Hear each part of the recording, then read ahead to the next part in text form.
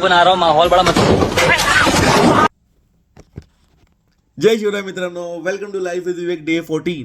मला माहित आहे आजचा व्हिडिओ थोडा वेगळा सुरू झालेला आहे. का? कारण माझ्याकडे कंटेंट नाही आहे.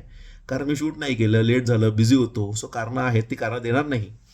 पण थोडंसं कंटेंट शूट केलेलं आहे, ते आपण एक ट्रेंडिंग गाण्यावर टाकूया आणि तुम्ही ते बघा आणि एन्जॉय करा.